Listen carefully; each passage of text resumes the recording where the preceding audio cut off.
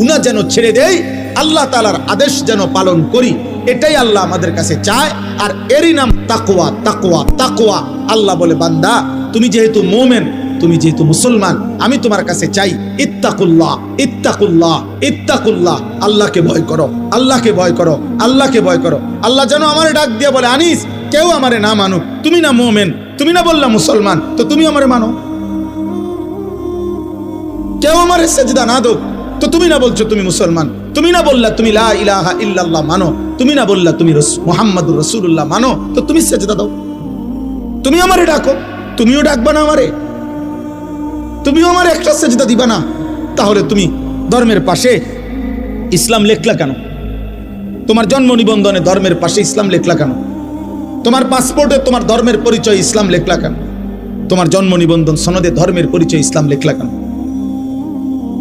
এই জন্য কোরআনুল কারীমের মধ্যে আছে, কিয়ামতের দিন আল্লাহ তাআলা ফেরেশতাদেরকে বলবে, প্রত্যেকটা পাপীকে দুইজন লোক সহ একসাথে করো। এক, পাপীকে; দুই, পাপীর সঙ্গীকে; তিন, পাপ কাজে সে নির্ভর করেছে যার উপরে তাকে।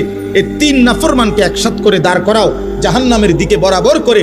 আমি আল্লাহ ওয়াকিফুহুম ইন্নাহুম মাসউলুন, একটা একটা করে আমি আল্লাহ জিজ্ঞেস করব, বান্দা কেন আমার নাফরমানি করেছো? হ্যাঁ, আপনি এই জন্য ভাবেন।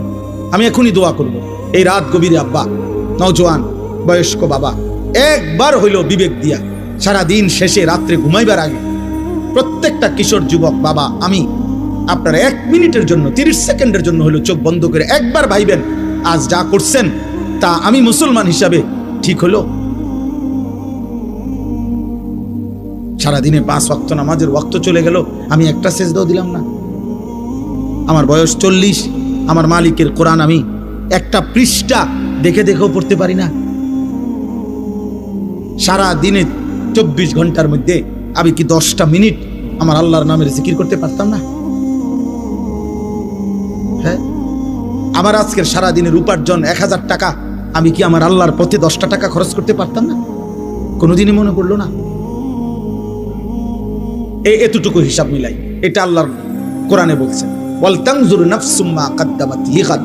বান্দা তুমি হিসাব কইরো আজকের দুনিয়া থেকে আগামীকালকের আখিরাতের জন্য কি পাঠাইছো। 2 নম্বরে আল্লাহর নবী বলছেন, আল কাইয়িসু মান দানা নাফসাহু, বুদ্ধিমান সে যে নিজের হিসাব করে।